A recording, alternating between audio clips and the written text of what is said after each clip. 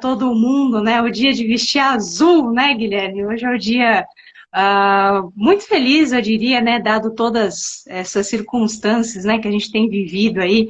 Seria muito trágico, né, se a gente tivesse aí a reeleição de Donald Trump, né? Mas ainda assim a gente tem que estar com um pouquinho de cuidado para tocar em alguns pontos, né? Mesmo que a eleição aí tenha sido consolidada, tendo aí a maioria dos delegados a favor de Joe Biden. Então, Guilherme, seja muito bem-vindo. Vou deixar você fazer os comentários iniciais. Mas, só para a gente começar, Guilherme, só ia retomar, tá? Que é importante contar um pouquinho para o pessoal duas coisas que são fundamentais, né? Como funciona esse sistema eleitoral nos Estados Unidos, que vou deixar para o senhor aqui explicar para eles. E eu vou fazer uma introdução depois, justamente de quem é Joe Biden, né? E aí também fique 100% à vontade para fazer seus comentários que são super pertinentes. E lógico, né? Sempre aqui com saudade de voltar e conversar com todos vocês. Então, Guilherme, manda lá o seu oi, seu boas-vindas, né? Bom retorno. É verdade, fazia já um tempo que a gente não conversava aqui, né? Então, primeiro de tudo, boa tarde a todos, né? Hoje é um dia histórico, né? Hoje é um dia que entra para a história com a derrota do presidente Trump. Então, a gente tem bastante coisa para falar, né? Sobre algo que pode ser, por que não, talvez, né? Um dos dias mais importantes dessa primeira metade do século XXI que a gente está vivendo em relação principalmente às projeções da democracia no mundo, da democracia ocidental, da democracia e das próprias relações internacionais, ou seja, das relações entre os países e as influências que podem ser, né, recebidas em cada um dos países diante da, né, mudança de rumo da principal potência política do planeta, né? A gente sempre fala, mas a China, a Rússia, sem dúvida, a China é uma das maiores potências, é a maior economia mundial, né, em termos numéricos, mas, né, ainda em termos de influência política, cultural, principalmente influência política e cultural, os Estados Unidos são a maior potência. Então, nesse sentido, é óbvio que o que acontece lá influencia demais em países, principalmente da América Latina, principalmente no Brasil, em países, né, que têm uma relação histórica, né, de uma proximidade, mas não alinhamento, né, não quer dizer alinhamento a palavra proximidade, mas de uma proximidade bastante interessante entre o Brasil e os Estados Unidos. Então, hoje é, sem dúvida, um dia histórico, um dia muito importante, daqueles dias que marcam, né, talvez o fim e talvez o início de uma era, né? Então, muita coisa para se falar, mas aí eu passo de novo a palavra para você, Nathalie, para você fazer suas considerações e aí a gente vai comentando conforme justamente, né, as perguntas também forem aparecendo e a análise aqui que eu pretendo fazer, principalmente não só em relação aos impactos para o Brasil, mas num sentido muito, digamos assim, mais amplo, né, do que significa não somente a vitória de Joe Biden, a figura do Joe Biden, mas o que significa a derrota de Donald Trump. Porque são duas coisas diferentes. A vitória de Joe Biden é uma coisa, a derrota de Donald Trump é outra, embora intrinsecamente ligados, embora obviamente aí, né, oriundas do mesmo momento histórico. Mas analisar a vitória do Joe Biden e a projeção do que o Joe Biden oferece para os Estados Unidos e para o mundo é uma coisa, e a derrota de Donald Trump é outra, né? Então, tem muita coisa aí interessante a ser dita, mas manda lá e aí a gente vai comentando. Então, eu vou contar um pouquinho para vocês de quem que é a figura do Joe Biden. É importante a gente falar. O Guilherme também vai dando aqui seus pitacos, comentando aqui o que ele lembrar também da história, de uma trajetória, eu diria, muito simplória, né, muito comedida, né, muito ponderada, até que representa essa figura que é o Joe Biden.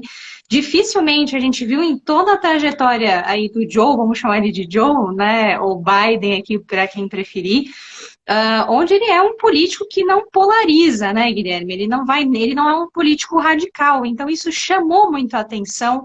Isso, inclusive, no debate que a gente teve a oportunidade de ouvir as propostas do Biden, né, sem o Trump ali atrapalhando, ficou muito claro, né? Então ele tem essa serenidade, ele passa uma tranquilidade no falar, né? E é uma característica que ele herda de muito tempo da história, desses 40, 46 anos aí, mais ou menos, que ele ficou na política americana, tá?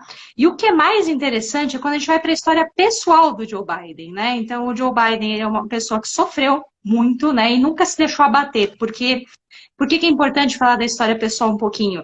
Ele seguiu uma trajetória política, né, muito... Quando ele estava no auge da política, ele estava no auge da desgraça, né, da vida pessoal. Então, para aqueles que não sabem, ele perdeu, né, tanto a esposa como a filha em um acidente de carro, onde ele estava prestes a tomar posse no Senado, no seu primeiro mandato, e ele até falou, olha, foi por um triz que eu não desisti. Mas é engraçado que na figura dele ele sempre deixa muito claro que não é a gente não pode desistir, né? Eu sempre deixei tudo ao acaso, né? Essa é uma fala do Joe Biden que ele sempre deixou muito claro. E ele sempre passou por altos e baixos, né, Guilherme? Então, já sofreu algumas derrotas aí na tentativa de se encaminhar para a Casa Branca. Era um político muito conhecido, muito novo, né? Ele chegou com 29 anos, né, no Senado, então ele era uma figura muito nova para o Partido Democrata. Isso é muito interessante e ele não deixou se abalar pela vida pessoal. Conseguiu cuidar dos dois filhos, né? Na verdade, tinham 3 filhos, né? Uma menina e 2 meninos. Ele acabou perdendo a menina e a esposa, tá? Nesse acidente. Continuou seguindo, né? Garantiu aí, ele sempre frisou muito isso, que ele garantiria uma boa vida aí para os meninos, né? E seguiu uma trajetória brilhante, tá? Sempre procurando atender pautas, como, por exemplo, a defesa das mulheres, a defesa do meio ambiente, eram coisas que o Joe Biden tinha, né, e tem ainda como característica. E uma curiosidade para vocês, tá? O Joe Biden, ele era gago, ele tinha muita dificuldade para articular e conseguir realizar os seus discursos. E isso foi uma dificuldade que ele enfrentou ao longo da vida, principalmente no colegial, quando é a fase que nós somos mais bulinados, né, para usar o termo aqui mais atual. E ele superou isso. Só que muitas vezes, quando a gente analisa a trajetória do Biden, a gente vê que alguns candidatos acabam explorando essa dificuldade que ele tem, principalmente quando ele vai pelo improviso. Então, o Trump tentou, de certo modo, ali, quando ele tentava influenciar o Biden no improviso, pegar essa característica dele. Então, às vezes, no improviso, ele fala algumas falas que a gente fica assim, nossa, elas são um pouco, né, de se contestar, tá? Mas é uma característica dele e ele sempre deixa muito claro que é de coração, não é má intenção. Então, às vezes, a gente acaba vendo algumas reportagens que ele fez uma colocação que não foi muito bem-vinda, mas é sempre no melhor das intenções. Às vezes a gente sabe quando a gente improvisa, né, Guilherme? Às vezes até ao vivo a gente acaba cometendo essas gafes. E não é diferente no mundo da política, tá? Então são coisas que a gente tem que levar em consideração na trajetória do Biden. E o que mais chamou a atenção, que é um dos motivos essenciais aqui na carreira dele, eu diria que nessa vitória, é justamente a vice, a Kamala Harris, né, que ganhou aí a primeira vice mulher da história dos Estados Unidos, né? Lembrando que ela também é filha de imigrantes, né? Um jamaicano, e esqueci o pai agora, Guilherme, se você me relembrar, que são estrangeiros, né? Jamaicano e indiano. Jamaicano e indiano, e que trazem, né, tentam incorporar toda essa diversidade, né, que é os Estados Unidos e como qualquer outro país do mundo, dado todo o nosso cenário de globalização. O que é muito importante, porque até o Guilherme acredito que vai comentar, nós temos hoje os Estados Unidos teoricamente muito dividido, e você incorporar essas diversidades é muito importante.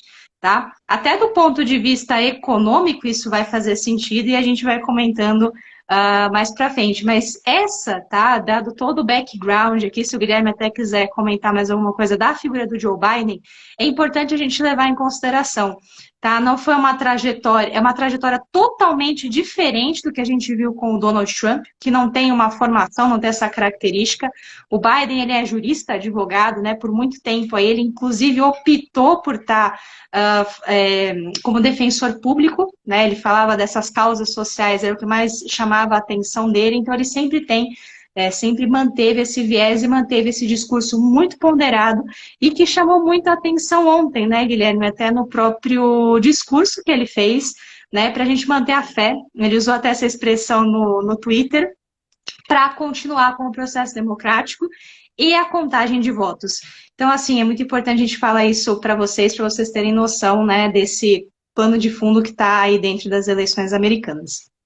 Diga lá. O que eu queria comentar em relação também à própria construção da personalidade política do Joe Biden.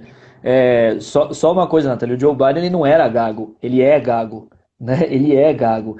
Ele ainda tem, né? Por isso que às vezes, quando a gente, quem não sabia dessa informação, repare, às vezes ele dá umas pequenas travadas e ele tenta as últimas palavras falar de maneira mais longa, né? Com muita técnica, ele enfrentou essa característica que ele tem, que é a gagueira, né? Mas e como você bem disse, né? O Trump tentou explorar isso de uma maneira bem rasteira, né? Porque quando você ataca né, a pessoa e não as ideias da pessoa, você já percebe um pouco, né, o termômetro ali para onde o negócio está indo. E o Trump, como a gente já vai falar, né? Porque é até importante a gente dividir aqui a nossa conversa em duas partes. Primeiro, né, a vitória de Biden, depois a derrota de Trump, que são duas coisas que estão ligadas, mas são diferentes. Mas falando um pouco do Joe Biden ainda, o Joe Biden, ele, diferentemente do Trump, o Trump ele é e foi um presidente que simplesmente pode ser considerado uma espécie, sim, de outsider. Ou seja, alguém que não estava dentro da política e que não fez a sua carreira, não teve a sua trajetória dentro da estrutura política dos Estados Unidos. O Trump, ele era um bilionário, cheio de dívidas e problemas, como a gente vai falar mais pra frente, mas um showman que construiu justamente a sua carreira na televisão, na mídia, um comunicador. Né? Ou seja, é como se a gente fizesse aqui um paralelo muito grosseiro, mas só para a gente entender e deixar as coisas mais claras, como se fosse o Datena. O Datena, né, se candidatando à prefeitura de São Paulo e ganhando. Ou seja, né, alguém que é um comunicador, um grande midiático, esse é Donald Trump.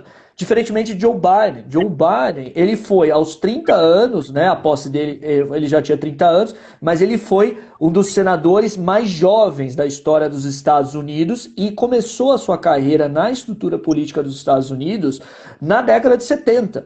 Na década de 70, ele se torna senador por Delaware. Né? O Joe Biden, ele foi senador 6 vezes por Delaware. Ou seja, ele tem uma longa trajetória no Senado e isso é extremamente importante para a gente entender quem é Joe Biden e qual é a figura dele como presidente Joe Biden, porque como senador, ele, diferentemente de um certo presidente aqui, né, na América do Sul, que se tornou, depois de ser deputado irrelevante, né, se tornou presidente, o Joe Biden ele foi um senador extremamente importante.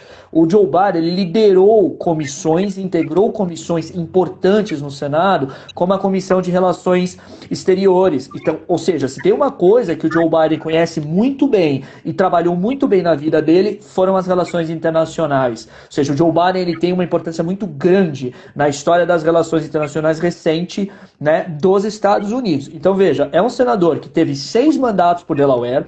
Nestes 6 mandatos, ele venceu os seus adversários por uma margem, se a gente fizer uma média aqui, de 60% de votos, muito bem avaliado, muito bem votado, né? E que teve como principal característica ao longo da sua trajetória, essa longa trajetória de 30 anos no Senado dos Estados Unidos, a negociação. O Joe Biden ele é conhecido por ser um grande negociador. Não é à toa que o Joe Biden é uma figura de extrema moderação, ele é extremamente moderado, ele é considerado dentro do Partido dos Democratas o mais conservador moderado, e não percebam essa palavra conservador como algo, né, prejudicial aqui. Né? Principalmente, ele é, digamos assim, um grande centrista. Ele é um centro, ó, claro, nos Estados Unidos aqui as coisas são diferentes. Né? Quando a gente fala, por exemplo, em inglês, né, liberal, né, liberal em inglês, você está se referindo aos democratas que são considerados nos Estados Unidos left, esquerda, né? Diferentemente aqui no Brasil, quando a gente usa a palavra liberal. Então já é um erro muito grande quando as pessoas tentam traduzir o que acontece lá para o que acontece aqui de uma maneira idêntica. Não é, embora tenha bastante, né, influência. Então, mas só para colocar aqui as coisas, os termos corretos nos lugares corretos, né? Então, o Joe Biden é considerado um liberal moderado, um liberal de centro. E liberal nos Estados Unidos significa left, né? Ou seja, significa quem é mais à esquerda, né? Ele seria, então, traduzindo dentro dos termos nos Estados Unidos, um centro-esquerda, né? E ele é extremamente moderado, como eu disse, e articulador. Ele sempre foi muito importante no Senado, principalmente nas relações entre democratas e republicanos. Ele foi importante, inclusive, né, durante a condução, por exemplo, já lá no governo do Bill Clinton, no governo do presidente Bill Clinton, né, quando os Estados Unidos, principalmente via OTAN, via Organização do Tratado do Atlântico Norte, né, agiram na Guerra da Bósnia. Vocês devem se lembrar, a Guerra da Bósnia, Kosovo, toda aquela questão envolveu justamente uma atuação da OTAN, né, num genocídio que estava acontecendo, não se esqueçam, né, a gente teve o genocídio Srebrenica, etc. E o Joe Biden atuou ali como, né, chefe da Comissão de Relações Exteriores do Senado. Lembrando que, para se declarar guerra, para fazer uma intervenção militar, mesmo que seja enviar tropas via OTAN, o Senado americano precisa aprovar. Também, ele assume agora como um dos presidentes, ele é o presidente mais velho da história dos Estados Unidos a, né, sentar na cadeira presidencial. Ele tem 77 anos, faz 78 anos agora no dia 20, ele vai assumir com 78 anos, né? O que a gente já pode aí também pensar em relação ao possível segundo mandato dele, se isso será possível ou não, bom, mas sempre lembrando, Fernando Henrique Cardoso, que está aí bastante atuante, ele tem 86 anos, então isso são coisas para se pensar mais para frente. Mas de qualquer forma, o que é interessante pensar é isso. Você teve nessas eleições um presidente que representou uma espécie de outsider, um midiático, né? Um midiático como Donald Trump, que chegou à presidência dos Estados Unidos por diversas razões que nós podemos discutir aqui também mais para frente, Nathalie, e alguém que era justamente extremamente, né, pertencente à estrutura política dos Estados Unidos e, portanto, extremamente também digerível para os próprios republicanos e eleitores republicanos insatisfeitos com o Donald Trump, né? Eu lembro que a gente teve uma discussão muito grande, né, durante as prévias democratas, quando Bernie Sanders estava disputando e que muita gente apontava, tem que ser o Sanders para o Sanders responder à agressividade do Donald Trump. Tem que ser o Sanders porque o Sanders vai conseguir responder à altura o Donald Trump. E é muito interessante que, né, eu lembro que inclusive os debates eram muito acalorados, né, em quem defendia mais o Biden, quem defendia o Sanders. E a escolha do Biden acabou sendo uma escolha feliz porque justamente o Biden incorporou a ideia de reunificação nacional. E você nunca vai conseguir reunificar uma nação via radicalismo. Você simplesmente vai conseguir reunificar uma nação, e essa é uma dos maiores desafios do Joe Biden internamente falando, né? Sem dúvida, reunificar uma nação que está dividida, que está, né, que está machucada, tá? Com muitas feridas, né? Mas você jamais conseguiria isso justamente com um candidato muito radical para os padrões americanos, como Sanders. O Sanders talvez não tivesse batido o Donald Trump. O Joe Biden foi escolhido justamente pela sua moderação, pelo seu bom relacionamento com os republicanos ao longo dos seus 30 anos como senador. O líder no Senado, Matt McConnell, dos republicanos, né, agora, né, ele tem uma ótima relação com o Joe Biden, eles são amigos, inclusive, são amigos, então você tem uma relação muito boa do Joe Biden com os republicanos. Não se esquecendo que a gente também pode falar um pouco mais pra frente sobre o que significa Donald Trump pro partido dos republicanos, né, o pós e pré-Trump, né, mas de qualquer forma, o Joe Biden foi escolhido justamente por essas características, e essa história dele foi justamente aquilo que levou a ele também ser escolhido por conta, né, de todo esse trânsito, toda essa parte estrutural que ele conhece da própria, né, política dos Estados Unidos. Então, queria só falar isso, Nathalie, porque é extremamente importante as pessoas terem noção disso, né? Você não está diante de, como muita gente falou, ele é um velhinho, ele não é carismático, muito pelo contrário. Você está diante de um político extremamente experiente, que conhece a política dos Estados Unidos, talvez como poucos hoje conheçam, que tem uma reputação muito sólida dentro do próprio establishment político norte-americano que não foi escolhido para disputar com Donald Trump à toa e que é extremamente moderado porque principalmente é extremamente articulado e negociador, e isso foi o que acabou credenciando ele para disputar essas eleições e que também ajudou muito, junto com a pandemia, é claro, mas ajudou muito a derrotar um candidato difícil de ser derrotado. Difícil de ser derrotado como Donald Trump. E a gente pode também falar aqui por que, que ele é difícil de ser derrotado e por que, que foi, né, uma figura tão abjeta para a história dos Estados Unidos, né? Ou seja, então, se alguém aí fala, o Joe Biden é muito chato, ele não é... Aliás, muita gente até falou, né, que uma das dificuldades do Trump em bater no Joe Biden é que ele era muito sereno, né, um cara muito, né, muito tranquilo, muito, né, de respostas assim mais, né, porque simplesmente é muito mais fácil você responder radicalismo com radicalismo, né. Quando você coloca fogo e joga gasolina, fica tudo mais fácil. Quando você tenta apagar o fogo, o outro quer colocar fogo, e você tá apagando o fogo, fica mais difícil. Então, só para a gente saber um pouco aí essa trajetória que é importantíssima do ex-senador, ex-vice-presidente e agora dos Estados Unidos, né, Joe Biden. Mas é interessante, né, e óbvio, né, esses comentários das eleições sempre vai ficar a cargo aqui de um jurista, de um cientista político, né, por isso que a gente vai ter outras ocasiões até para debater, porque é uma experiência aí que vai mudar as trajetórias, né? Até brincando aqui um pouquinho com a alusão do Star Wars, né? Falaram, a gente teve o Obama como a nova esperança, né? E agora a gente tem, eventualmente, o retorno do Jedi, né? Então, é mais ou menos essa a alusão que o Guilherme está tentando trazer para vocês.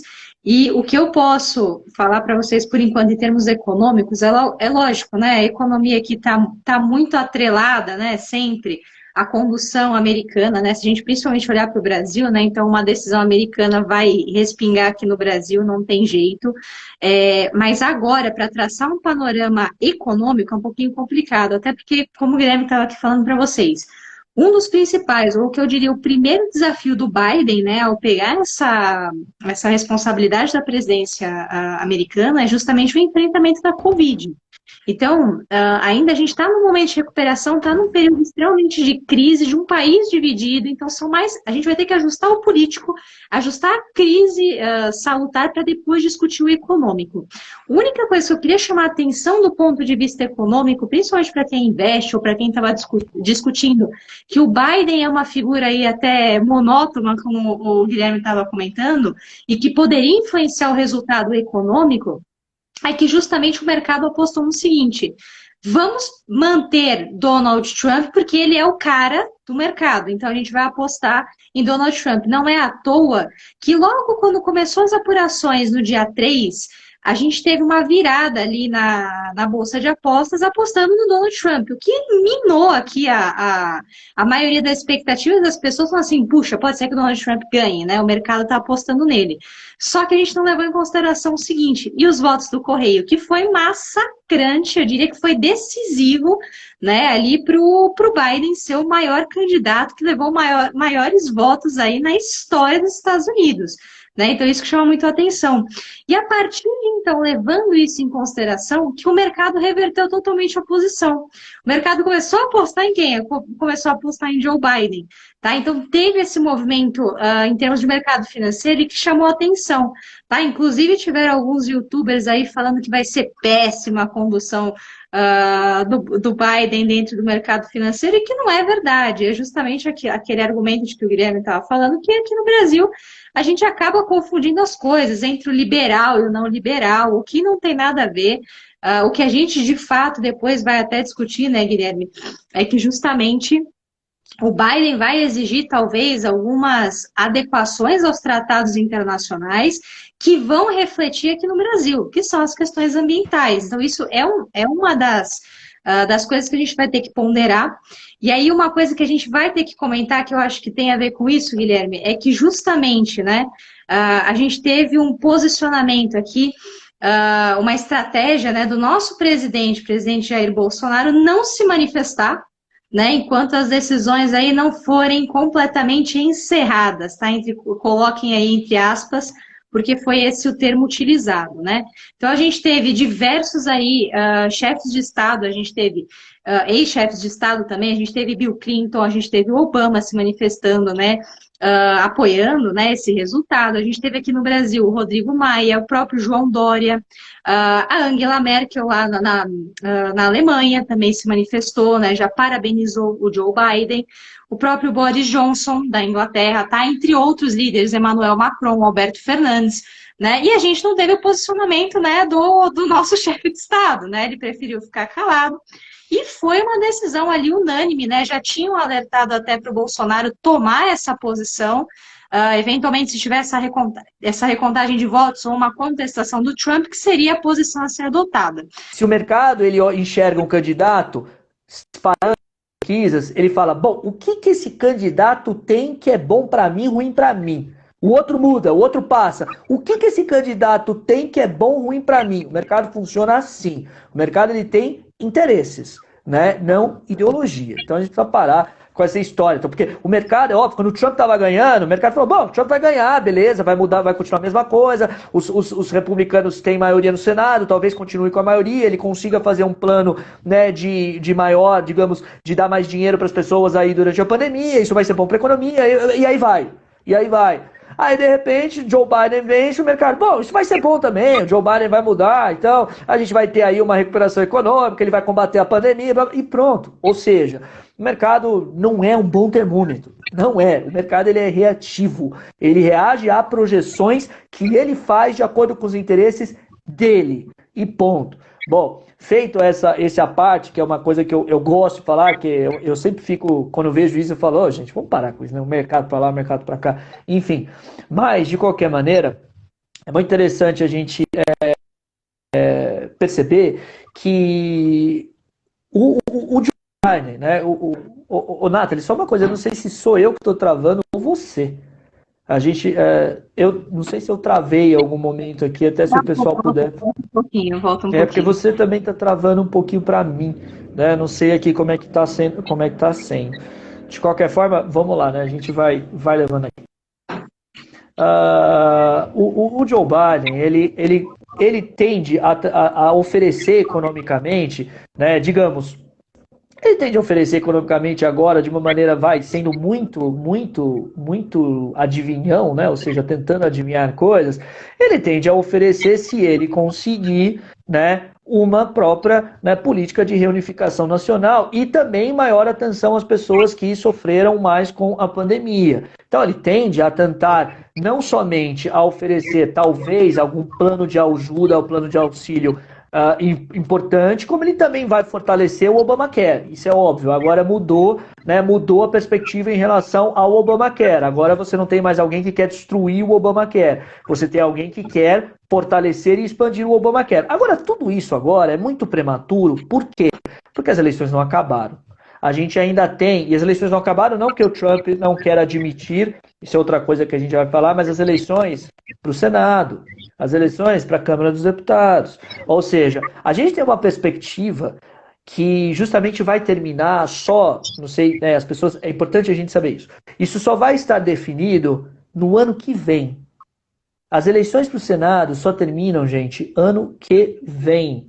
Tá? Por que as eleições para o Senado terminam só ano que vem? Porque a gente vai ter segundo turno na Geórgia. A gente vai ter segundo turno na Geórgia com mais 2 senadores que podem ser eleitos. E esses 2 senadores que podem ser eleitos podem dar a maioria para os democratas ou continuar a maioria para os republicanos. Talvez seja mais positivo, e olha que coisa interessante, né? Talvez seja mais positivo para eliminar Donald Trump que os republicanos tenham maioria no Senado. Porque se os republicanos tiverem maioria no Senado, os republicanos não estão fora do jogo, estão dentro do jogo, e os democratas terão que negociar com os republicanos para que Joe Biden possa passar os seus projetos mais importantes no Congresso. Então, essa questão ainda de projeções para o futuro é muito complicado. Porque o nosso raciocínio imediato e simplista leva justamente a gente a falar, tomara que os democratas tenham maioria no Senado. Não. Porque talvez, se os republicanos tiverem maioria no Senado, para eliminar Donald Trump será melhor, porque fortalecerá o Partido dos Republicanos, e o Partido dos Republicanos poderá expelir Donald Trump, e ao mesmo tempo deixará os republicanos dentro do jogo. E com a negociação que forçadamente terá que ser feita entre democratas e republicanos, você possa construir uma ponte de projeção para uma unificação nacional mais segura do que se os democratas controlarem a presidência, o Senado e a Câmara dos Deputados. Então a gente tem que olhar muito cuidado essas eleições ainda para o Senado, porque é muito prematuro e muito talvez equivocado dizer que seja melhor, né, que os democratas vençam no Senado. Melhor para quem? Melhor para os democratas. Melhor para o Brasil? Não sei. Melhor para o futuro dos Estados Unidos? Não sei. Porque democracia, ela exige justamente essa articulação, esse equilíbrio e justamente toda essa negociação. Talvez seja muito importante para o futuro dos Estados Unidos que os republicanos mantenham o controle no Senado. Para que você tenha justamente esse equilíbrio de negociação entre um partido dos republicanos que sai derrotado agora e que tem um problema interno muito grave a resolver, que se chama Donald Trump. Porque nesses últimos anos, o Donald Trump justamente acabou tomando protagonismo no Partido dos Republicanos, que fez com que muitas figuras republicanas ficassem completamente insatisfeitas com ele, mas o tolerassem pelo fato dele ser muito popular e dele movimentar bases e dele movimentar radicais. Não se esqueçam que um dos grandes republicanos que faleceu muito recentemente, John McCain, vocês se lembram, John McCain, que foi derrotado pelo Obama, o John McCain, que foi um senador histórico dos Estados Unidos, o John McCain, que foi, né, herói na Guerra do Vietnã, né, herói lá para os Estados Unidos, né, estamos falando sempre na perspectiva dos Estados Unidos. Antes que alguém aqui fale, herói, não, calma, gente, herói na perspectiva da história dos Estados Unidos. Mas herói da Guerra do Vietnã, ficou preso em Hanoi, né, ou seja, teve uma história longa na política dos Estados Unidos, extremamente respeitado, inclusive pelos democratas, que foi derrotado pelo Obama. O John McCain, ele não engolia o Donald Trump, e tanto que quando o John McCain estava doente, infelizmente sabia que não conseguiria mais vencer a sua doença, o John McCain proibiu a família dele expressamente de deixar que Donald Trump fosse ao seu enterro. Donald Trump não foi ao enterro de John McCain, porque John McCain proibiu, ou seja, um republicano histórico que concorreu contra o Obama, o John McCain proibiu que Trump fosse ao seu enterro, porque John McCain disse, eu não quero este homem no meu funeral. Isso é muito forte. Isso é muito forte, né? Mitt Romney é um grande crítico. O Mitt Romney foi a favor do impeachment no Senado do Trump. A gente não pode esquecer, o sistema americano estava tentando expelir Donald Trump faz tempo. Porque Donald Trump realmente é um autocrata. Ele é um autocrata e ele era uma ameaça. Então, os republicanos, eles foram, de certa forma, cooptados pela figura do Trump, que ganhou muito poder dentro do partido dos republicanos, e por ter uma popularidade muito grande, uma movimentação de massa muito forte, acabou meio que intimidando figuras tradicionais e importantes do Partido dos Republicanos. Então, talvez, pensando em tudo isso, seja muito importante para os republicanos e para o futuro dos Estados Unidos que eles mantenham o controle do Senado. Para que justamente você não tenha essa predominância democrática que jogue os republicanos, digamos assim, né, ali no ringue, jogue nas cordas do ringue e faça com que os republicanos tenham que recorrer a uma figura popular, a uma figura populista, para que ele possa ter, digamos, mais peso no jogo político norte-americano. Então, diante de tudo isso, só para a gente, né, ter noção, as coisas são complexas, né? A política é complexa, seja no Brasil, seja lá nos Estados Unidos. Mas a gente precisa ainda dessa definição no Senado para fazer maiores projeções, principalmente projeções, né, do futuro econômico dos Estados Unidos e do próprio futuro político. Mas uma coisa é certa, o Biden ele está tocando demais na tecla da reunificação. Ele toca o tempo todo na tecla da necessidade de governar para os americanos, de curar as feridas, de fazer um governo não de democratas ou republicanos. Então, nesse sentido, para o Biden fazer isso, por incrível que pareça, e por mais contraditório que possa parecer, talvez seja melhor que os senadores tenham maioria de republicanos, né? Vamos ver, porque ao mesmo tempo, governar com minoria no Senado é sempre mais difícil. É sempre mais fácil governar com maioria. Mas os Estados Unidos estão no momento sui generis da história. Os Estados Unidos não estão no momento, digamos, entre aspas, normal da história deles. Os Estados Unidos estão no momento de divisão, de agressividade, de uma cisão que podemos dizer, desde a Guerra Civil, desde a Guerra de Secessão dos Estados Unidos, lá no meio do século XIX, que não se viu de uma forma tão agressiva. Então, é muito interessante pensar isso. A gente não pode imaginar que para os Estados Unidos será saudável jogar os republicanos no escanteio. Os republicanos precisam estar na mesa, precisam estar no jogo, para que os republicanos possam, inclusive, expelir, e desculpa a palavra, a expressão que eu vou usar aqui, eu não gosto de usar essa expressão, né, porque é uma expressão que eu acho muito pesada, mas para que eles possam expelir esse tumor, esse câncer, chamado Donald Trump. Essa aberração que quando o sistema político dos Estados Unidos foi desenhado lá na Constituição dos Estados Unidos, há mais de 200 anos atrás, foi desenhado para que se evitasse a chegada no poder de um demagogo, de um populista, de um agitador de massas. Por isso esse sistema com delegados, por isso esse sistema com votação indireta. E que Donald Trump, na verdade, conseguiu enterrar. Ou seja, é como se a gente imaginasse aquilo que os fundadores da nação, o que os americanos gostam de chamar de Founding Fathers, né? Os fundadores da nação, George Washington, né? Thomas Jefferson, Andrew Jackson, o que os fundadores da nação dos Estados Unidos pensaram ao desenvolver esse sistema eleitoral indireto, foi pensado de uma forma a evitar que um Donald Trump fosse eleito. Depois de 200 anos, um Donald Trump conseguiu se sobrepor a esse sistema, a vencer esse sistema, que claro, a gente pode discutir aqui, mas esse sistema não é muito democrático, ele é esquisito. Claro, a gente pode discutir, o sistema, ele tem prós e contras, é um sistema extremamente complexo, é verdade. Mas a gente tem que perceber o quê? Que pelo Partido dos Republicanos, uma anomalia conseguiu justamente, né, vencer aquela tese dos fundadores da pátria dos Estados Unidos, dos fundadores da nação, e trazer justamente para a figura da política dos Estados Unidos um agitador de massas. Então, eu sou partidário da ideia de que talvez seja melhor uma maioria dos senadores por parte dos republicanos, para que haja, assim, uma possibilidade de reunificação. E digo mais, eu chego aqui, aí é uma opinião minha e uma questão pessoal. Eu estou torcendo para que os republicanos façam maioria no Senado.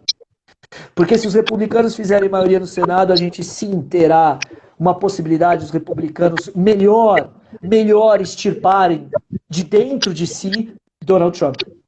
Se não, eles vão acabar recorrendo a Donald Trump para que possam ser competitivos nas próximas eleições. A gente não pode esquecer, muito erro foi dito e muita besteira foi dita sobre Trump poder se candidatar ou não. A única coisa que a legislação americana proíbe é que um presidente que já exerceu 2 mandatos se candidate para o 3º. Com o intervalo, ele pode se candidatar. Então, Donald Trump pode se candidatar em 2024? Pode, sim. Donald Trump pode ser candidato daqui 4 anos. Se não estiver preso, se estiver vivo, etc. e outras coisas. Mas, se ele não estiver preso, estiver ainda como... e se apresentar ainda como uma figura importante para os republicanos, ele pode ser o candidato em 2024. Porque ele é extremamente popular. Então, isso é uma coisa que eu queria chamar a atenção, Nathalie, só para a gente ter noção de quanto o negócio é complexo e de que quanto muitas análises serão feitas, mas muitas coisas ainda são prematuras. Muitas coisas ainda são prematuras. O que a gente pode falar, e pode falar bastante, é do que significa uma derrota de Donald Trump, e principalmente o que significa uma derrota de Donald Trump para a democracia. O quanto é positivo uma derrota de Donald Trump para a democracia. Né? Só para você comentar sobre o sistema eleitoral, né? Que a gente tem essa diferença, tá, entre delegados e a maioria, né? É importante a gente colocar isso, e causa muita confusão. Se puder também explicar, Guilherme, uma coisa que eu vejo que as pessoas têm muita dúvida, tá? Como que dá um número, né, desses delegados, né? A gente sabe aqui, vamos falar com uma matemática simples, né? Uma média ponderada ali dos eleitores, né? E isso foi uma coisa muito discutível, porque hoje o peso de alguns estados talvez estariam desequilibrados até pelas pessoas que estão dentro desse estado, né? O montante populacional, então alguns delegados deveriam ser alterados. Então, explica esse panorama e explica se é importante a gente começar, talvez para eles, né? Quem somos nós, né? Mas repensar esse sistema eleitoral americano. Bom, isso é uma discussão extremamente interessante, porque, primeiro, parte do princípio de que a democracia ela não é uma coisa só. Né? A democracia ela é uma proposta e ela tem modelos. Né? Ela tem modelos que podem ser discutidos. Né? Ou seja, você tem modelos democráticos que podem ser testados, podem ser aperfeiçoados, podem ficar atrasados, podem ficar, digamos, né, já um pouco aquém das necessidades de mudanças, mas é muito importante pensar isso. Então, claro, a gente fez muita brincadeira aqui, né, durante esse período de precisamos mandar nossas urnas eletrônicas para lá, né? Nossa, que gente atrasada, que vergonha, né? Pelo menos um orgulho de ser brasileira ter urna eletrônica. Bom, então agora eu vou ser o chato do contra, que vou falar que isso aí não é nem orgulho, porque, calma lá, não é bem assim, né? Muita gente falou, que exemplo, a maior democracia do mundo. Foram 3 modalidades de voto: voto presencial, voto por carta e voto antecipado. Me parece que isso é uma baita democracia. Ou seja, né, então, calma lá, é claro, a gente vive o período dos memes, da lacração, de muita gente querendo falar um monte de coisa e ter certeza sempre sem ter a menor ideia do que está falando. Mas vamos deixar isso de lado. E o seguinte, são 3 modalidades de voto com uma eleição histórica num período de pandemia. Então é o seguinte, se alguém me fala, nossa, olha que isso é a baita democracia, para mim os Estados Unidos deram uma lição de uma baita democracia. Porque num período de pandemia, com 3 modalidades de voto, em 50 estados, e sendo voto, como a Tamara bem lembrou aqui, não obrigatório, você teve praticamente mais de metade da população americana votando e elegendo o seu presidente. Então, nesse sentido, eu não concordo, desculpa, atrasados, não vou falar isso. Bom, de qualquer maneira, né, não é de maneira alguma uma eleição atrasada. Você pode falar que votar no papel é atrasado, mas é uma questão de instrumento. Não confundam o modelo com o instrumento. A urna eletrônica é só um instrumento, não é modelo de votação. Modelo de votação é outra coisa. Você trocar as cédulas por uma urna, tudo bem, isso sim, isso eu concordo, isso é uma questão de tecnologia, isso eles podem aplicar lá. Agora, isso não mudaria o atraso da eleição, porque a eleição por carta continuaria sendo feita. A eleição antecipada continuaria a ser feita. Então, nesse sentido, a gente tem que pensar que os Estados Unidos, na verdade, no sistema que ali foi desenhado, é um sistema em que você não tem uma eleição. Você tem 50 eleições. Foram 50 eleições realizadas em que você teve que justamente ali, cada um dos candidatos, batalhar para ganhar em cada um dos estados. E cada estado tem uma legislação diversa, eleitoralmente falando, do outro. É muito diferente no Brasil, muito diferente. E cada estado, ele justamente tem o quê? Ele tem uma legislação que é diversa e que difere do outro estado, que, portanto, faz com que a eleição tenha o quê? Se tem de um lado maior demora, por outro lado tem maior, digamos, atenção e representatividade para aquele estado. Então, o que a gente precisa pensar, primeiro é o seguinte, o Brasil é uma república federativa, os Estados Unidos também são uma república federativa, mas não são iguais. O Brasil é uma república federativa que nasceu de um estado unitário que se dividiu, certo? É como se a gente imaginasse, se dividiu do centro para a periferia. Os Estados Unidos foram diferentes. Os Estados Unidos foram estados que se unificaram para criar uma união. Tanto que, uma outra baboseira que a gente tem é a Constituição dos Estados Unidos nunca foi mudada. Ela é interpretada, mas realmente ela nunca foi mudada na sua originalidade. A Constituição do Brasil é mudada toda hora, não se compara uma com a outra. A Constituição do Brasil é de um outro contexto e a Constituição dos Estados Unidos é de um outro contexto. Na Alemanha, a Constituição já foi mudada várias vezes, a Constituição de Weimar, etc. Na França, a mesma coisa, porque assim como no Brasil, na Alemanha e na França, os estados se construíram de uma forma unitária. Diferentemente nos Estados Unidos, onde os Estados Unidos se construiu de uma forma realmente federativa. Por isso que a gente fala, os fundadores da nação, os pais, os founding fathers. Né? Existe uma coisa que é sagrada nos Estados Unidos, que se chama Constituição. Porque a Constituição é realmente o contrato social deles. É realmente o contrato entre os estados que reuniram-se e quase se separaram na Guerra da Secessão e que, então, permaneceram unidos até hoje. Então, justamente por conta dessa união e dessa característica da República Federativa dos Estados Unidos, os estados têm um peso muito grande, diferente aqui no Brasil. Os estados não têm um peso tão grande assim. Por isso que o Senado norte-americano é poderosíssimo. Poderosíssimo. Mais poderoso que o Senado brasileiro na política brasileira.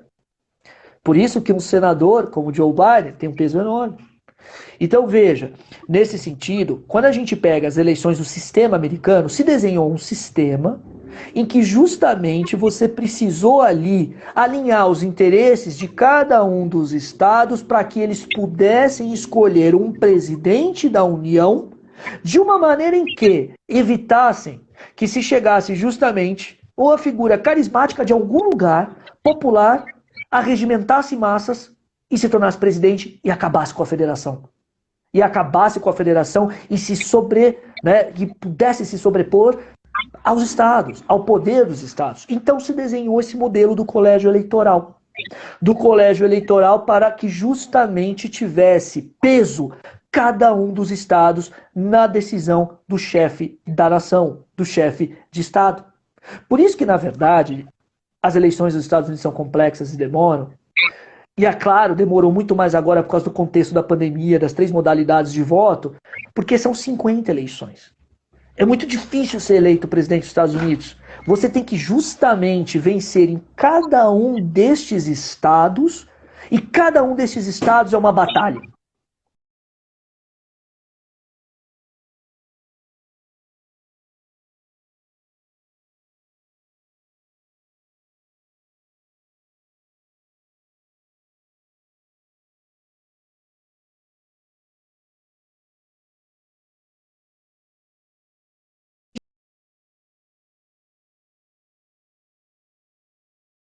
Como Trump, no meio de uma pandemia, na semana em que as pessoas se esqueceram até, mas a gente teve ontem o dia com o maior número de mortes nos Estados Unidos pelo Covid, em que você tem ali a pandemia descontrolada nos Estados Unidos, eles conseguiram fazer uma eleição em que vocês tiveram mais de 150 milhões de votantes, sendo que a eleição não é obrigatória.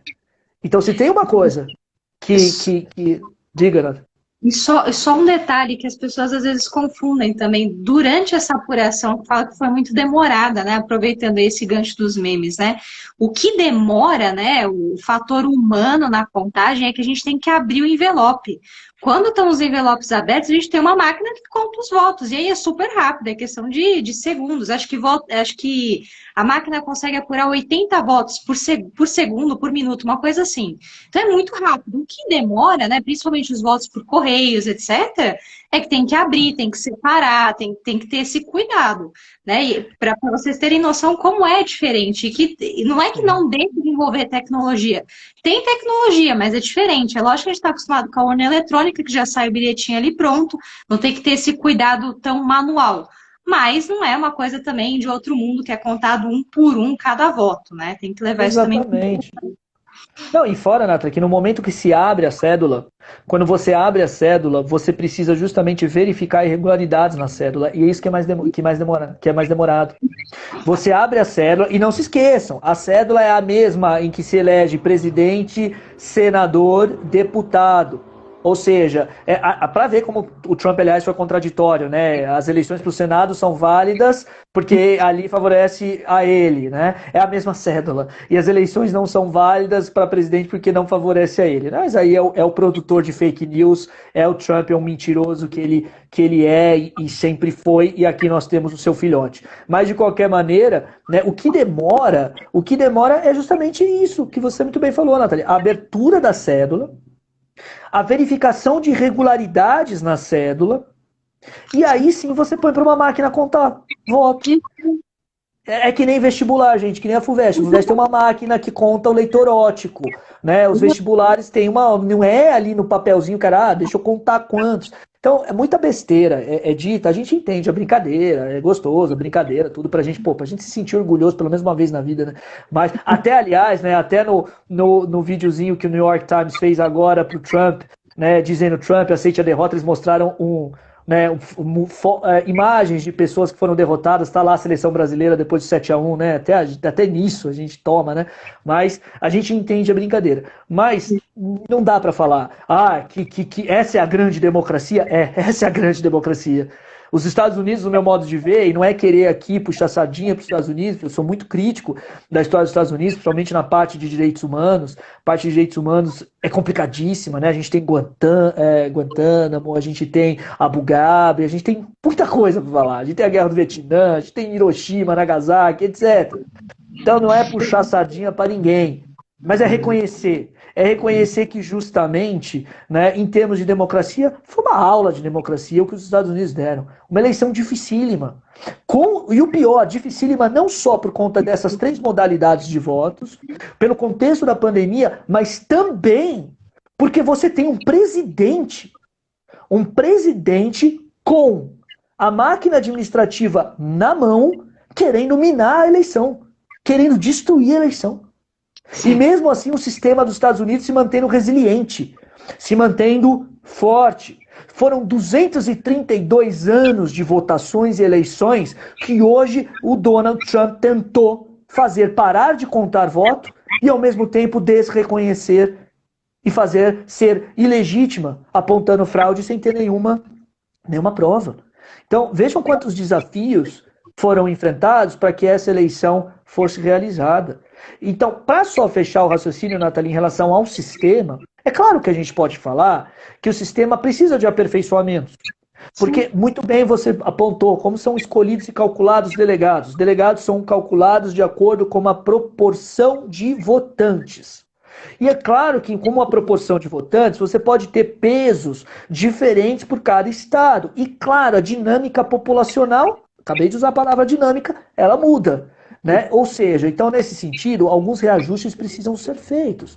Agora, para você mudar este sistema, que é um sistema sim, né, que é uma eleição indireta, que pode ser questionado em relação a isso, porque justamente você tem a possibilidade do voto popular majoritário não corresponder ao eleito. Para você mudar isso, você precisa de uma alteração não só na Constituição, mas com uma aprovação qualificada dos estados. Ou seja, não vai acontecer, né? Mas, de qualquer maneira, é interessante se pensar também que, em termos, né, de resultado na história dos Estados Unidos, as eleições majoritárias sempre foram mais favoráveis aos democratas. E as eleições no colégio eleitoral sempre foram mais favoráveis aos republicanos. O que nos dá justamente aí já o sinal de que não vai mudar. O sistema americano vai continuar assim, porque não é também de interesse dos republicanos que isso se altere. Porque, é claro, se isso fosse alterado, não quer dizer que os democratas governariam os Estados Unidos pro resto da vida. Eu acho que não. Porque aí o partido ia se ajustar. Você se ajusta, né? A dinâmica da democracia é bonita por causa disso. Os partidos vão ter que se ajustar, e os republicanos teriam que se ajustar à nova realidade. Mas hoje, para eles, é melhor a votação no colégio eleitoral, porque eles têm mais chances de ganhar uma presidência. Lembrando que, dos últimos presidentes praticamente os únicos que ganharam no colégio eleitoral e também no voto majoritário foram justamente democratas em sua grande maioria. O único que ganhou no colégio eleitoral e no voto majoritário foi o George Bush no segundo mandato. Depois do 11 de setembro, depois da comoção nacional, uma unificação, etc. Né, um momento que os americanos se uniram, democratas e republicanos se uniram. O Joe Biden votou a favor do Afeganistão, como eu disse para vocês lá no início, ou seja, um democrata votando junto com os republicanos por uma intervenção militar, né, enfim. Então, só para dizer que esse sistema é um sistema extremamente complexo, é um sistema que tem muito a ver com a formação dos Estados Unidos. Entender esse sistema é entender a formação dos Estados Unidos. E aqui eu deixo até uma dica, né, para quem gosta do tema, se interessa sobre o tema. Existe um livro, né, da Hannah Arendt chamado Sobre a Revolução, que é um livro justamente que fala da Revolução Francesa e da Revolução Americana. E ela vai trabalhar justamente, né, essa Constituição da Independência dos Estados Unidos como mais do que um texto. A Constituição dos Estados Unidos não é só um texto, ela é uma pedra de fundação. É diferente no Brasil. A nossa pedra de fundação foi uma família que simplesmente declarou a independência da nossa metrópole. A nossa fundação como país, ela foi longa em termos de construção de identidade. A gente pode até imaginar, o brasileiro precisou ser construído ao longo do Império, porque nós éramos uma colônia. E claro, isso é uma discussão super complexa, e a gente aí pode falar muita coisa. Mas os Estados Unidos, eles têm como pedra de fundação a Constituição. E esse sistema está dentro da pedra de fundação da Constituição dos Estados Unidos. Por isso que é um sistema extremamente complexo. São 50 estados, são 50 eleições. Não é fácil ganhar lá. Agora, não dá para falar que não é uma baita democracia. É sim uma baita democracia, que estava sendo ameaçada por uma figura abjeta, né? Não entrando aqui no mérito, né, que o Guilherme aqui até a Bia está comentando, é um grande entusiasta aí da Hannah Arendt, mas, né, tem alguns textos aí que são um pouquinho mais áridos dela, né, não é qualquer um que lê, então tem um pouquinho de paciência para fazer a leitura, mas também vale muito a pena, é uma dica muito válida, tá? E só para responder, Guilherme, só para fechar aqui, 2 comentários que foram interessantes, né? Ah, mas eventualmente, na hora que a gente está abrindo o envelope, né, para fazer essa averiguação da cédula, se poderia ocorrer uma fraude. Não pensem, tá? E isso é um dos grandes questionamentos, inclusive o Trump acho que acabou de tuitar, tá? Que existe uma espécie de auditoria, tá, por trás dessa contagem de votos, né? Então, tem sempre os auditores, tanto do Partido Democrata como do Partido Republicano, que estão de olho nessa apuração. Então, eu vou falar assim, eu estou abrindo, tá, o envelope, eu tenho pelo menos 2 pessoas atrás de mim validando a decisão de que aquela cédula, de fato, foi perfeita, tá, para ser votada. Vamos colocar nesses termos, tá? Então é muito difícil mesmo você ter fraude, até porque você tem 2 pessoas opostas que desejam ganhar a eleição. Então é muito difícil você ter fraude nesse sentido, tá bom? Então só tirando essa dúvida de vocês. E uma coisa que é legal até o Guilherme comentar, né, que está sendo uma demanda, tá, até ali por conta do resultado, né, um desdobramento desse sistema eleitoral, que talvez a maioria não seja atendida, né? Como a gente tem no Brasil, né? O Brasil a gente sabe, né? Ganhou 50 mais um, está eleito presidente do Brasil. Nos Estados Unidos não funciona assim. Por mais que a gente tenha a maioria de votos, que é o que o Guilherme estava explicando, o presidente não ganha a eleição, depende do que? Dos delegados, né? E se isso, né? A gente até usa, acho que em administração pública esse termo, tá, Guilherme? Seria um déficit democrático, né? Porque o anseio populacional, né? As pessoas que constituem essa nação não estão sendo representadas. Por quê? Porque o voto está sendo via essa ponderação dos delegados. Tá? Então, isso causou essa insatisfação, porque a voz do povo não está sendo ouvida. Então, é importante também o Guilherme falar nesse sentido, né? Porque é totalmente diferente do que a gente tem aqui no Brasil, onde a gente talvez tentou sanar esse déficit democrático, mas a nossa diferença acaba caindo onde? Nas casas legislativas, que a gente também escolhe. Tá? É importante lembrar isso, tá? Tanto no Senado, como na Casa do Senado, como na Casa ali, dos Deputados, tá? Então, existem essas diferenças, tá? Então, vou deixar aqui o Guilherme comentar. A gente pode falar em déficit democrático sobre diversas perspectivas, né? Na verdade, não dá para comparar lá com aqui nesse sentido. Como eu disse, são modelos de democracia, tá? São modelos, modelo no sentido aqui de você desenvolver um modelo, não modelo de ideal, tá? Ou seja, em que sentido? Se a gente pensar, antes de democracia, antes de ser uma democracia, os Estados Unidos são uma república federativa. Então, se você pensar que, na verdade, é um sistema que ele dá maior atenção para a federação do que para a união, você vai falar, não, ele está sendo democrático dentro do contexto da federação.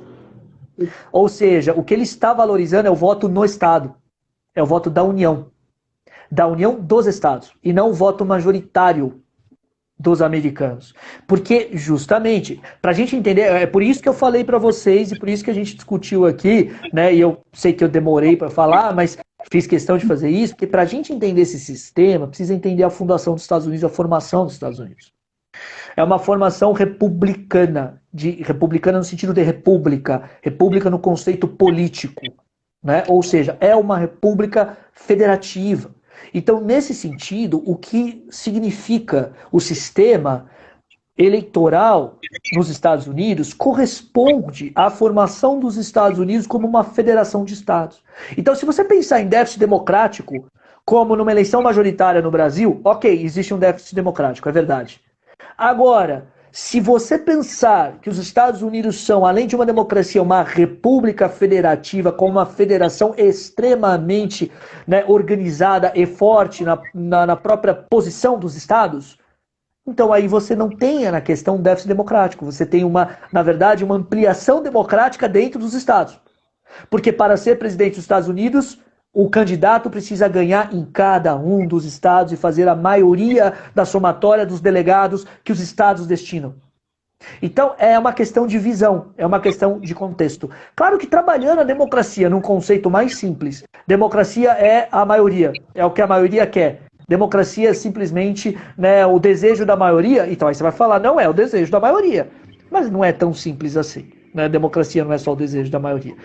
Democracia é a maioria convivendo com a minoria. Na verdade, esse é um discurso, esse é um conceito muito bobinho. É um conceito que você pode dar lá na primeira série, né, lá no colegial ou até antes, viu? Porque depois começa a pegar mal se você tiver só esse conceito. Né? Democracia é vontade da maioria. Isso é coisa que ditador adora. Né? Eu represento a maioria, eu represento o povo e é a minha vontade. Democracia é conviver com os diferentes. Democracia é você conviver com quem não pensa igual a você. Isso é democracia. Né? Ou seja, então nesse sentido, você tem modelos de como conviver com o diferente. E você tem modelos de como conviver com o diferente dentro das construções dos Estados nacionais.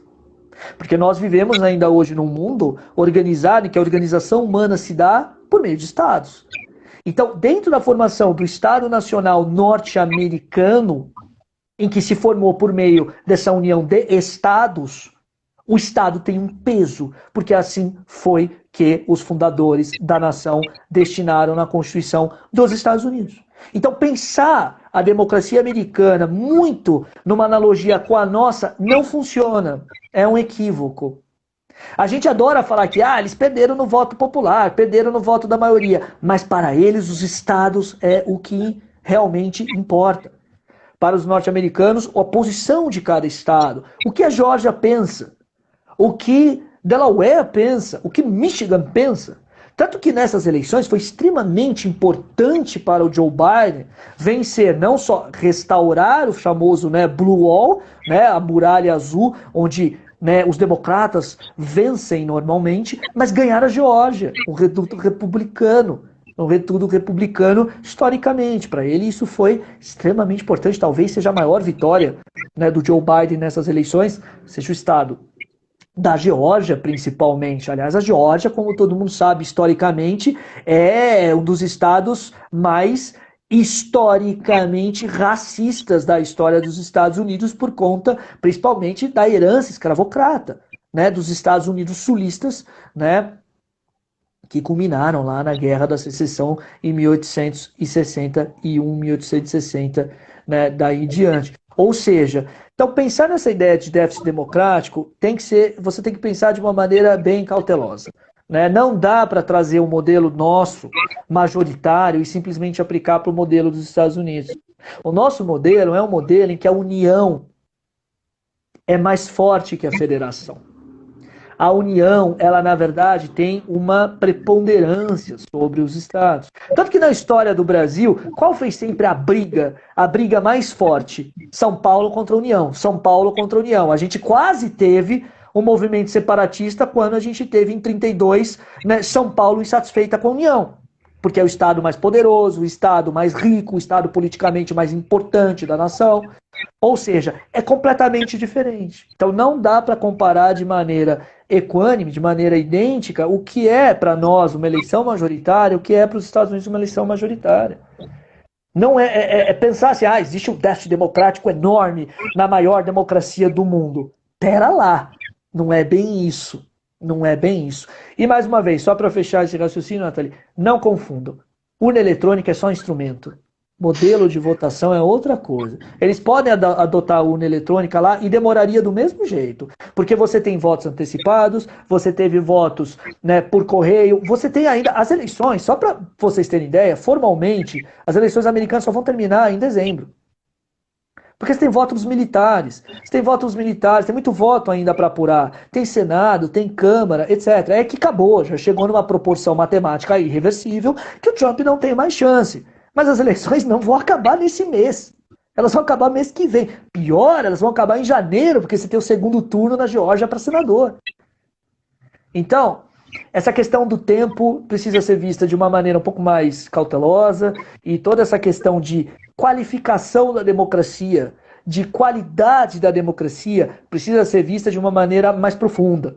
Não de uma maneira muito simplista, em comparando aqui apenas a dinâmica, né, sem comparar justamente a formação dos dois estados, que são muito diversas. Mas claro, aí fica o que a Nathalie falou.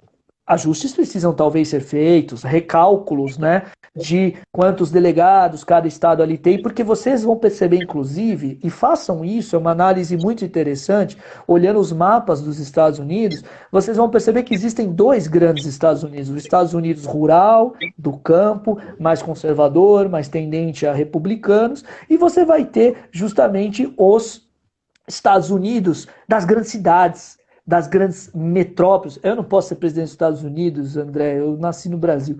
Enfim, né, não posso. Mas, de qualquer maneira, né, você tem os Estados Unidos das grandes cidades, você tem os Estados Unidos das cidades mais modernas, das cidades mais, digamos, diversas, dinâmicas. Você tem os Estados Unidos, da Califórnia, de Nova York, de Los Angeles, de Las Vegas. Né? Foi até interessante a Geórgia, a dinâmica da Geórgia, o pessoal pensando, mas a Geórgia vai mudar, a Geórgia não vai mudar, será que ele vai passar na Geórgia? Estava claro que o Biden ia passar na Geórgia, por quê? Porque os votos vinham de Atlanta, não vinham do interior da Geórgia. Vinham justamente de Atlanta, que é uma grande cidade, e hoje é uma cidade com predominância de população negra, muito insatisfeita com Donald Trump, principalmente por causa do Black Lives Matter, por causa do racismo nos Estados Unidos, que é forte, é uma ferida aberta e sangrou demais nesses últimos meses. Então estava na cara que o Biden ia virar na Geórgia, porque os votos vinham de Atlanta, os votos não vinham no interior da Geórgia. Se os votos viessem no interior da Geórgia, você imaginaria o quê? Que Trump ganharia a Geórgia. E, aliás, quando a gente vê o mapa dos Estados Unidos e vê aquele monte de vermelho, você até assusta, né? Você vira e fala, caramba, né? Como pode, né? Parece que os republicanos ganham os Estados Unidos. Não, aquele monte de vermelho no meio é um vazio populacional comparado com os lados, com o leste e com o oeste, onde você tem uma maior densidade demográfica, uma maior densidade populacional, e onde você tem as grandes cidades americanas. Por que que o Biden virou na Pensilvânia? Porque os votos vinham da Filadélfia, que é onde tem a maioria dos eleitores. Por isso que ele virou ali na Filadélfia, porque justamente a Filadélfia é uma grande cidade, é uma cidade mais democrática. Então a gente percebeu que hoje nos Estados Unidos se desenhou a seguinte diagramação: um Estados Unidos conservador, mais religioso, rural, que precisa de atenção também. O Biden falou que vai governar para eles também, é um desafio. e os Estados Unidos moderno, os Estados Unidos das grandes cidades, plural, os Estados Unidos mais tecnologicamente avançado, os Estados Unidos do Vale do Silício, os Estados Unidos de Los Angeles, os Estados Unidos de Hollywood, os Estados Unidos da cidade mais importante do planeta em termos políticos e culturais, que é Nova York.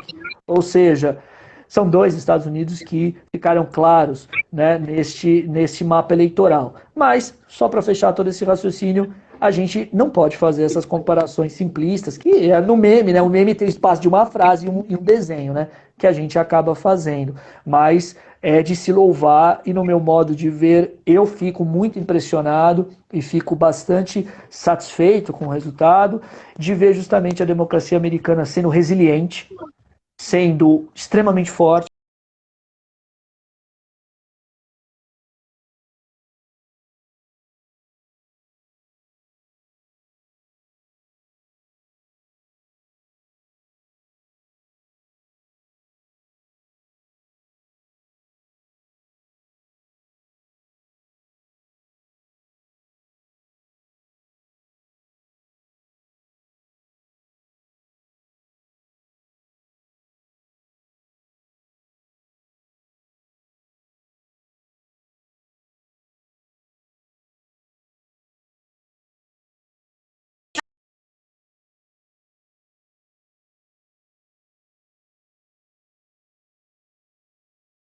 Só ficar olhando pro desenho do formato do estado, né? Dentro ali do mapa, tá? Então é mais por aí. Você vê essas limitações, esses pequenos pontinhos de onde estão a população, do que não pelo desenho do estado, tá? Então isso é importante quando a gente faz essa análise, tá? É legal olhar por essa perspectiva.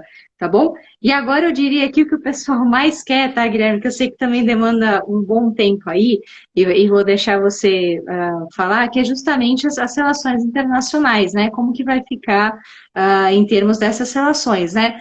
A gente tem, eventualmente, aí um Bolsonaro mais isolado, como que isso ficou, né? Então, aí foi o questionamento aí de muita gente, espero que a Luísa esteja assistindo, acho que a Bia também perguntou, e todos os que são aí internacionalistas que têm essa preocupação. Eu vou deixar para o Guilherme também responder, e depois a gente responde por último aqui a Nara, e mais alguma pergunta aí que vocês tiverem, tá bom? Tá. Eu só vou responder rapidinho essa pergunta da Nara, que não é muito demorada, mas é interessante, porque muita gente fica às vezes, nossa, mas por que que os latinos votaram no Trump, né? Por que boa parte dos latinos votam no Trump?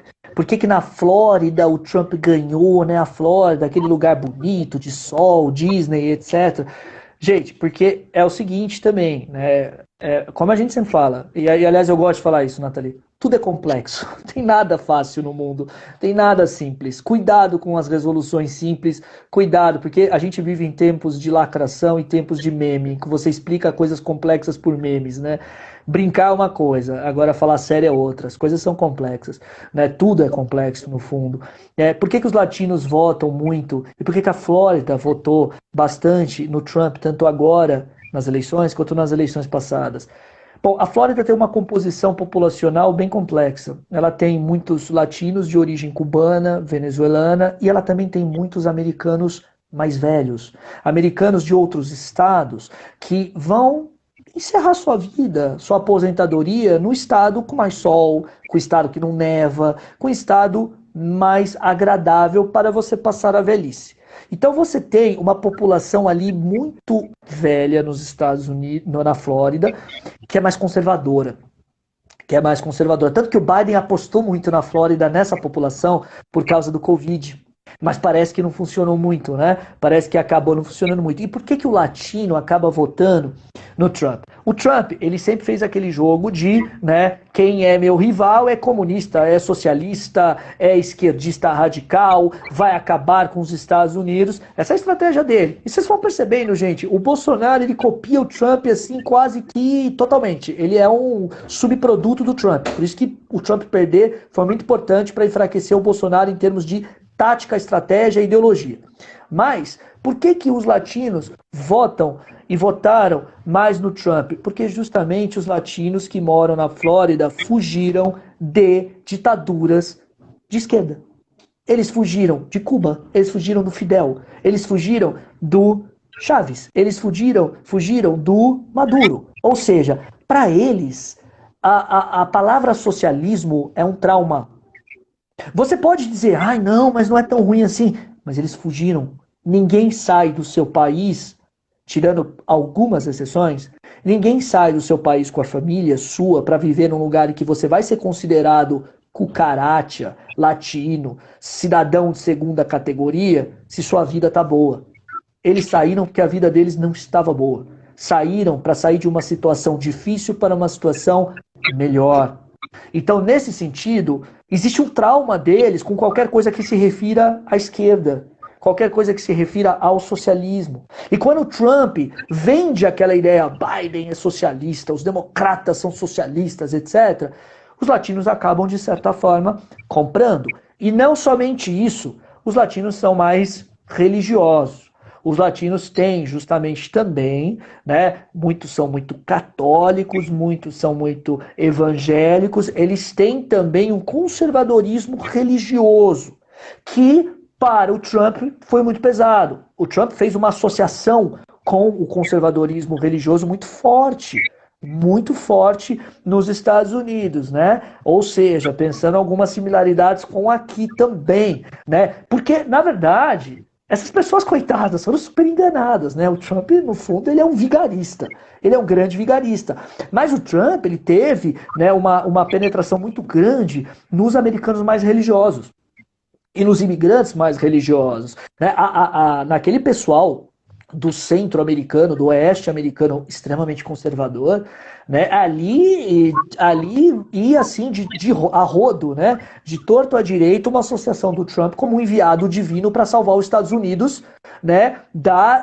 Digamos, da degeneração socialista democrata. Então, pensem como as coisas lá são semelhantes nesse ponto aqui, em relação a Trump. Em relação a Trump e Bolsonaro. Bolsonaro, eu tenho para mim cada vez mais, Nathalie, né, e para todo mundo aqui, eu tenho cada vez mais para mim que o Bolsonaro é um Trump de quinta categoria. Ele é uma cópia, e agora eu quero ver como o Bolsonaro será sem Trump em termos de modus operandi, porque era quase automático. Que o Trump... Bom, a gente não pode esquecer que durante as eleições no Brasil, a equipe que assessorou, o Trump assessorou, não saiu, nada, mas você já me ajudou aí. Também assessorou, não saiu.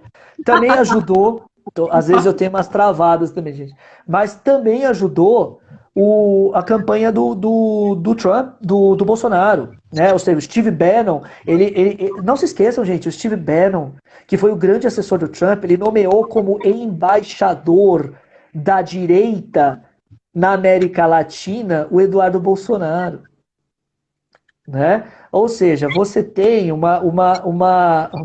gente, às vezes eu respiro, mas isso é meu, eu travo. Quem foi meu aluno em sala de aula, às vezes vê que eu não consigo falar uma palavra ou outra e para. Bom, enfim, cada um com seus defeitos. Mas, então, justamente, a gente teve uma associação muito forte da religiosidade com o Trump, da religiosidade com o Bolsonaro, que acabou cativando muito esses eleitores mais religiosos, dentre eles os latinos na Flórida também, o que explica muito o voto, então, latino para Donald Trump, né?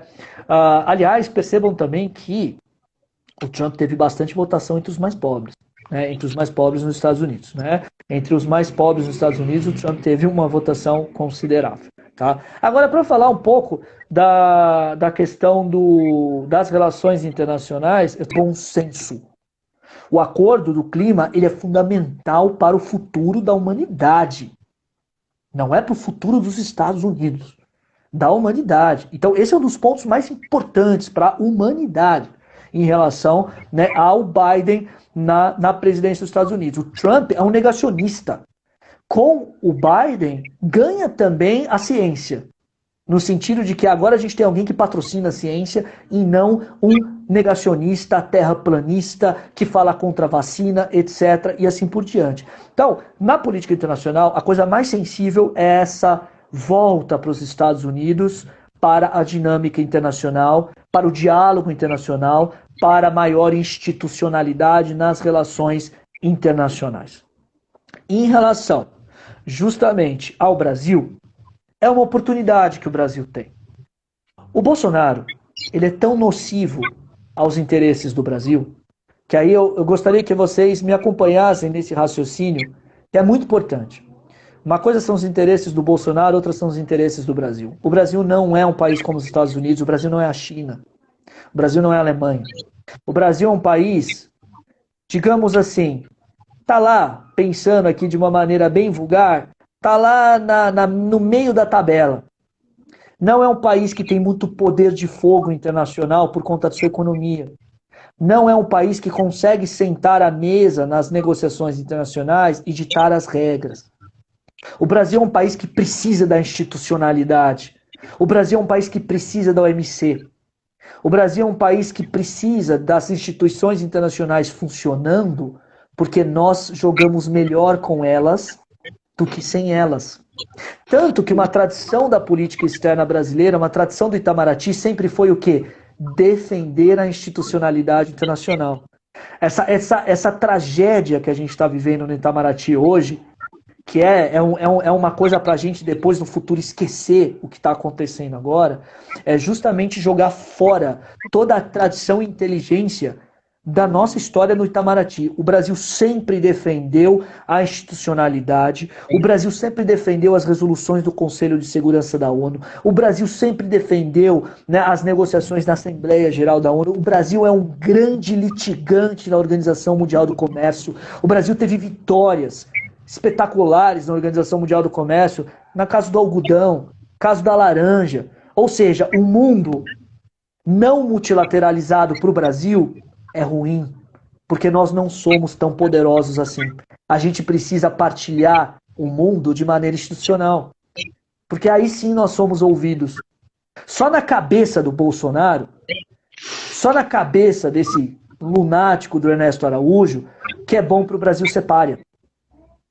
Que o Brasil está se livrando de uma ordem global marxista comunista. Só na cabeça desse maluco é que a ONU é comunista e toda essa baboseira. Então, é uma oportunidade para o Brasil. Só que essa oportunidade depende do nosso presidente. Depende de quem hoje, entre aspas, comanda o Brasil. Então, é uma oportunidade que, infelizmente, eu acho que vai ser perdida. Porque era uma oportunidade da gente voltar a ser um bom participante das relações internacionais. Porque hoje, com a vitória do Biden, nos termos que nós estamos, nós conseguimos o que o Ernesto Araújo tanto sonhou. Hoje nós somos completos párias. Hoje nós estamos mais isolados do que nunca. E destruindo a Amazônia, queimando o Pantanal a rodo e vendo toda essa tragédia acontecer aqui, né, assistindo de maneira, de certa forma, já apática, cansada. Ou seja, essa mudança de política internacional é muito importante para os rumos da humanidade. Tende a ser algo menos belicoso. Vamos ver como vai ser a relação do Biden também em relação a certas ditaduras. Porque, de certa forma, o Donald Trump também foi muito, digamos assim, negociador com a Coreia do Norte, muito negociador com certos ditadores. O Biden disse que não teria negociação com ditadores. Isso pode trazer problemas também, né? Ou seja, como eu disse, é complexo. Não quer dizer que como uma frase que eu tenho falado bastante, que eu gostei muito, que é uma frase de autoria do Rubens Recupero. A eleição do Trump é o fim de um pesadelo. Não quer dizer que é o início de um sonho. Pode ser. A gente vai ver. Mas também tem questões complicadas para o Biden. Quando ele fala, não vou negociar com ditaduras, como é que vai ficar a relação com a Coreia do Norte? Como é que vai ficar a relação com a China? A China é uma puta ditadura. Como é que vai ficar a relação com a Rússia? Né? O adorado Putin, daqui a pouco vai ficar mais tempo que o Stalin. Né? Ou seja, aliás, há uma notícia de que o Putin está com mal de Parkinson, né? Brincadeiras à parte, é capaz de ele mandar matar o mal de Parkinson, né? Mas isso ele não vai conseguir. De qualquer maneira, né, a Rússia é uma ditadura. A China é uma ditadura. Quando o Biden vira e fala, não vou negociar com ditaduras, quais ditaduras ele quer dizer? Quais ditaduras efetivamente ele se refere? Porque não tem como não negociar com a China, não tem como não negociar com a Rússia, não tem como não negociar justamente com algumas ditaduras que são economicamente extremamente importantes. Então, nesse sentido, tem um desafio aí também na política internacional do Biden que a gente vai ter que acompanhar. Mas, pensando no Brasil, também é interessante porque, além de ser essa oportunidade, se o Bolsonaro for teimoso e for extremamente, digamos, né, ainda fechado com a sua ala ideológica, ele tende a ter dificuldades brutais. E, gente, dificuldades brutais para o Bolsonaro significam dificuldades brutais para o Brasil, para a economia do Brasil, para o nosso futuro. O que pode fazer até com que o Bolsonaro tenha o seu mandato aí abreviado por erros que ele pode vir a cometer. Mas, o que eu quero dizer para fechar todo esse raciocínio e parar de falar, Anthony, é que, né, o Biden agora também prometeu, logo depois de eleito, logo depois de empossado, ele convocar, né, uma espécie de cúpula mundial de líderes democráticos para debaterem a ascensão autoritária no mundo e para debaterem principalmente a ascensão autoritária nas democracias, né? Já tem até nome, é Democracy Summit, né? Que eu acho fantástico e acho uma iniciativa muito boa do Biden. Minha dúvida é, o Bolsonaro vai ser convidado? Eu acho que ele vai, claro, mas como ele vai ser tratado nessa cúpula e como ele vai se manifestar nessa cúpula? Dias muito difíceis vêm para o Bolsonaro. Ele tem uma oportunidade de se transformar. Se ele se transformar, bom para ele, bom para o Brasil também. É que a gente sabe que a chance dele se transformar é 99,9% de não, né? Mas, de qualquer maneira, essas são, né, as considerações que dá para fazer agora sobre a política internacional, né? Então, vamos ver. Exatamente, Tamara, Democracy Summit, no sentido de líderes democráticos debaterem a ascensão autoritária no mundo. Alemanha, França, né, Estados Unidos, África do Sul e assim por diante, né?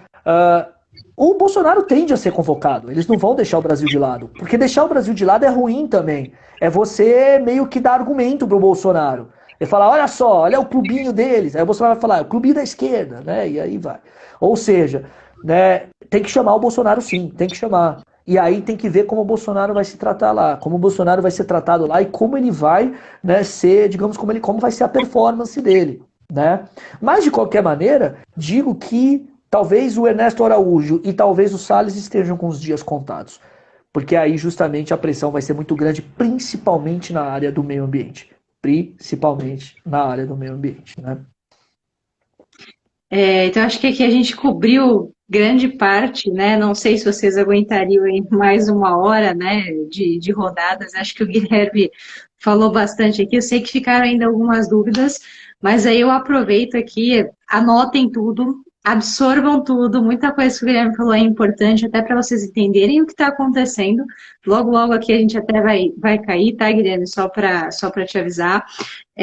Mas são importantes, tá? Anotem, conversem, releiam, a gente vai debater e já deixo aqui o convite para a próxima semana, que aí a gente começa até uma série aqui especial, que até eu e o Guilherme aqui estamos conversando, para poder chamar outras pessoas também, para vocês terem outras visões, né? Um pouquinho da ciência política, um pouquinho, né, de outras vertentes aí, para vocês também terem o resto da discussão, tá bom? Então, anotem, conversem, tá? A gente vai ter uma outra oportunidade sábado que vem para poder atender todos vocês, continuando aqui no tema, tá bom? Das eleições americanas. Então, não se preocupem que a gente vai separar esse tempão para vocês. Lembrando, semana que vem, muito provavelmente, não vai ser aqui no Instagram, vai ser lá no YouTube, tá bom? Porque fica um pouquinho mais confortável para a gente poder chamar mais um convidado, que a gente não consegue dividir a tela com mais pessoas. Combinado? Deixa o Guilherme só dar um tchauzinho aqui se ele quer falar mais alguma coisa com vocês. Não fica chateado, Guilherme. Não, imagina. E tem muita coisa também para a gente falar, inclusive, sobre o que o Donald Trump representou para a democracia, o perigo que ele representa, sobre o trumpismo. Tem muita coisa para ser dita. Infelizmente não deu tempo hoje, mas a gente continua no sábado que vem, porque tem muita análise aí, principalmente sobre, né, o Trump, que vai essa semana passar vergonha e tentar, né, fazer tudo que ele está fazendo. Então, sábado ainda não acabou, a gente tem muita coisa aqui falar. Mas é isso. Obrigado, Nathalie. Obrigado a todo mundo e espero aí que o pessoal tenha gostado e a gente continua conversando. Com certeza gostaram, estou até comentando aqui, te elogiando, tá bom? E até é importante para a gente assistir o professor. Vai ser importante a gente ver qual vai ser hoje às 10 horas. É daqui a pouquinho, vai, são 8h30, daqui a pouquinho a gente já chega nas 10 horas, passar rapidinho, tá bom? E aí aproveito, não queria contar para o Guilherme, mas aí no YouTube a gente tem 8 horas à disposição, tá bom, Guilherme? Então fica tranquilo que vai dar tempo de atender. 8 horas vai parecer discurso do Fidel Castro, fazendo discurso de 16 horas. Mas é um pouquinho mais flexível, não cai, a gente não atrapalha tanto vocês aí para ficar indo e voltando. Vocês vão ter mais esse conforto para poder debater, para a gente poder discutir e fazer milhares de perguntas. Tá bom? Aqui só foi uma introdução super geral e mais uma vez eu agradeço aqui o Guilherme por todas essas considerações. Tá bom? Então, um abração. Assistam ao Biden daqui a pouquinho. Tá bom? É isso aí. Obrigado, gente. É isso aí. Tchau, tchau. Tchau.